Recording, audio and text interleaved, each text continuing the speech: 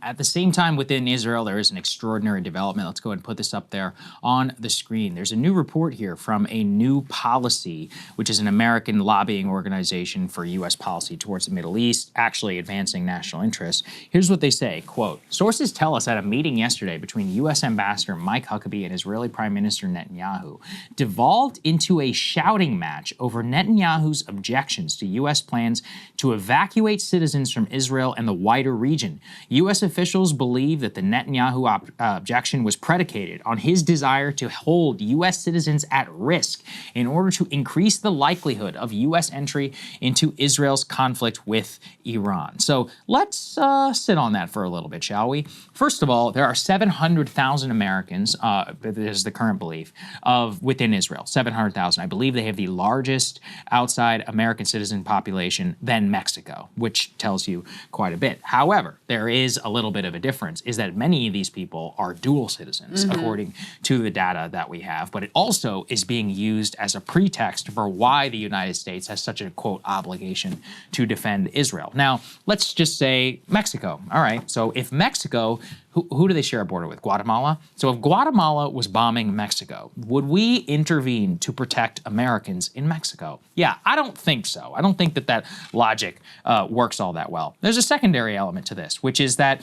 currently, at least, a lot of these U.S. citizens don't seem to be allowed to leave. You know, we haven't seen yet some of the reports there, and obviously the flight situation there is pretty crazy. But almost every one of the other great powers has told their citizens to evacuate immediately. Yesterday, the Chinese Foreign Ministry issued a statement and said all Chinese citizens should leave Israel immediately. The Russian Foreign Ministry came out and said all Russian citizens should leave immediately. There's actually a huge Russian population in Israel. A lot of people don't know that.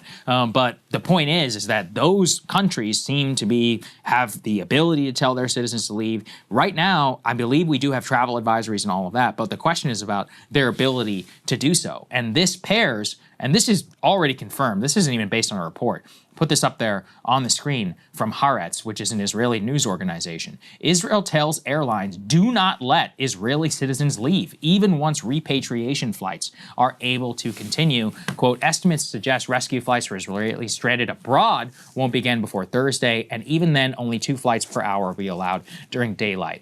And the plan does not match the scale of the crisis." So, I mean, effectively what you're seeing is that they are locking their people basically in their borders in the same way that Ukraine tried to do so in order to force everybody to fight in the draft. And they're afraid, I guess, of the number of Israelis that do have dual citizenship all around the world who could take advantage of that and say, I'm getting the hell out of here. I don't want to fight in this war. Yep. Or, hide in a bomb shelter every other day. Raises some profound questions about human shields and locking people basically in a death trap and forcing them of their own defeat. I'm not going to deny there's probably a lot of Israelis. I would say the vast majority of Israelis probably support this war based on all the polling that we've seen. Agreed. Let's be honest. But there's at least some of them want to leave, and I think that the action by the Israeli government speaks volumes. Yeah, they don't want. So first of all, to go back to U.S. citizens, that's the biggest being question. Blocked from leaving. We don't know if they were able to actually, convince Huckabee and the U.S. administration of that policy. But what they're saying here, they want to use American citizens as human shields. Like, that is what that means, and they want to use American citizens as pawns in their game to try to force an escalation and force us to come in on their side. I guarantee you, they are praying for the Iranians to hit some U.S. military base and to kill some American service members so that the war fever picks up here in the U.S. and this administration feels even more pressure and is even more likely to directly join the fight on Israel's behalf.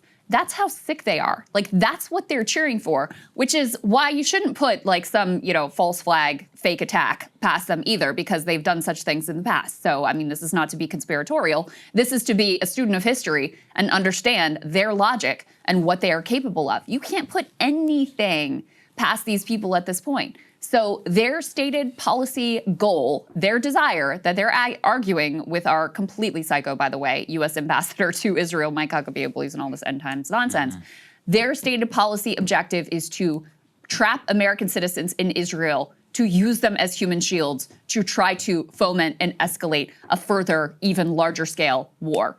That's where we are. And with regard to their own citizens, I think Saagar is exactly right. Number one, They don't want images of thousands or tens of thousands of Israelis fleeing the country. They don't want that. Yeah. They also, I think, are concerned because this is a country that, was really overstretched militarily. You've got the Gaza genocide, occupation. You have a siege that was implemented in the West Bank and increasingly aggressive actions there. You've had bombing campaigns in numerous regional neighbors. And you have, a reserve corps that's been called up again and again and again. So they're worried also on just like a tactical level of losing additional amount of their manpower of people, who flee overseas and don't want to be part of this, who may support the war broadly, but may not exactly want to be the ones who are fighting it. Mm-hmm. So that's the calculation they're engaged in, which is pretty grotesque. It's like I said, it speaks volumes. They don't want their own citizens to leave. But at the same time, again, let's not say that the vast majority of the people don't support this war, and at least the political establishment does. Let's put this up there on the screen. This is from the Times of Israel. But the opposition has actually rallied around the Iran campaign, quote, despite long opposing PM's leadership. Yair Lapid, the primary opposition leader, says Netanyahu must go, but not during the existential fight, right? That's part of why this is happening right now. And Naftali Bennett, the former prime minister, says there is no left, no opposition, and no coalition when it comes to preventing Iranian nuclear missiles. All so fucking fake. Yeah. Like, just out of nowhere, they just make up, Iran's about to have nukes. They haven't offered any evidence of this. Our own intelligence community says that is not the case. They aren't pursuing nukes, that it would take 3 years. We've been hearing for decades now that Iran is days away, weeks away, months away, whatever. I mean, even Bibi himself isn't saying they're like weeks away from an Iranian nuke. So this is all about a political calculation by Bibi Netanyahu that, number one, he does not want the diplomatic negotiations that the Trump administration was engaged in to succeed. Number two, he is still on very tenuous political footing himself. And so this is a way to, in the same way there's a rally around the flag effect in Iran, there's a rally around the flag effect in Israel that you can see here as evidenced by the opposition basically saying, like, this is our guy for as long as this war continues. Well, guess what that incentivizes? War continuing forever.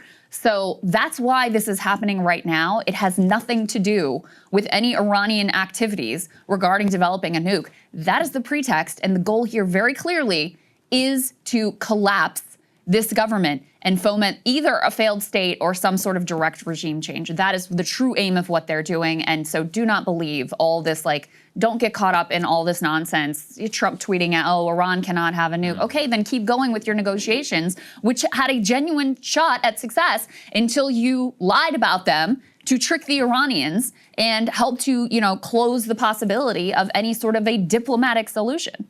Yeah, and especially what we're looking at right now from Donald Trump, what we see is just, not only a backing of the campaign, but what you're also watching are just accepting a lot of these implicit assumptions, like that this is a war of necessity, that the Israeli intelligence is somehow better than our intelligence. I don't believe that.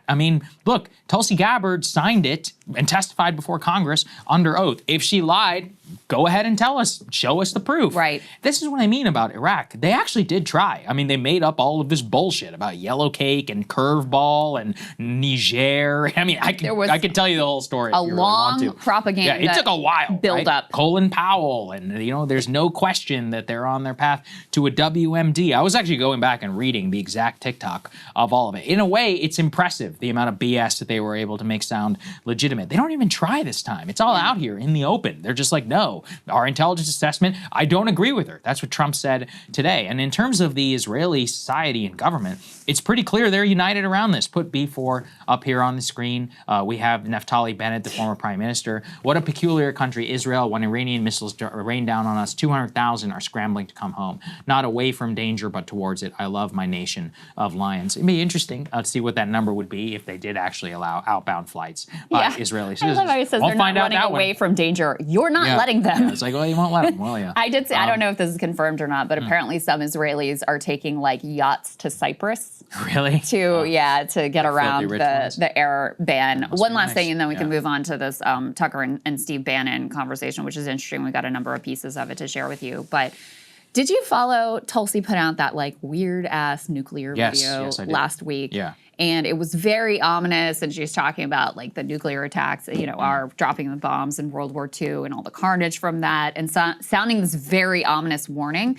And at the time, first of all, I was like, what is this? And then also, it felt like it was more, and maybe it was in the context of like Ukraine, Russia, and the possibility of a nuclear conflagration there. But I don't know. Now, with the outbreak of, us joining this war with Iran, I don't know if it was like more about that. I'm not sure, but it was interesting to me. Now, looking back in retrospect, I'm like, was she trying to send a message as some sort of a plea for help? I don't know. Yeah, look, at this point, look, we're not there yet, but, for Tulsi, this is a person who staked her into, and look, she's compromised, I think, many things that she said in the past, but I don't think she has compromised herself on Iran and really on Iraq war, right, which is the central reason, according to her, just, when we spoke to her, as to why she wanted to get into politics. It's like, if they do launch a war, you have to resign. If you have any integrity whatsoever. I mean, but I don't think it'll happen, but I think she should. There are a few other people in the administration. RFK Jr. is one of them as well. This is a person who, look, he may be very, very pro-Israel, but he has spoken repeatedly about the war in Iraq with the disastrous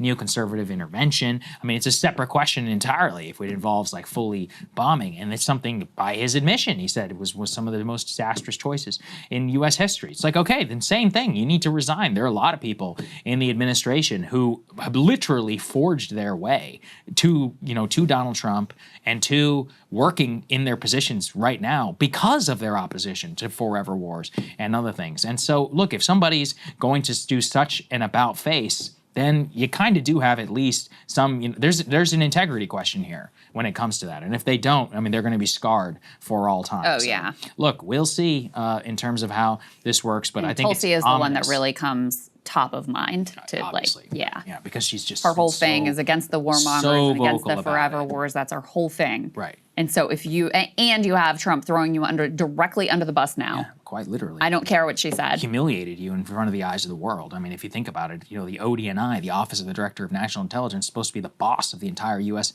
intelligence community. So if she goes abroad and she's meeting with, let's say, our Five Eyes people and said, this is the U.S. intelligence assessment, they're going to be like, why should we believe you? Right. The Donald Trump says he doesn't even trust you. That's right. He kicked your legs out from under you completely and neutered. I mean, it's honestly embarrassing. It's humiliating. I quote, I don't care what she said, right? I mean, this is one where it really is, it really is just, it's astounding and it is sad. So that's where things are. Hey, if you like that video, hit the like button or leave a comment below. It really helps get the show to more people. And if you'd like to get the full show ad-free and in your inbox every morning, you can sign up at breakingpoints.com. That's right. Get the full show, help support the future of independent media at breakingpoints.com.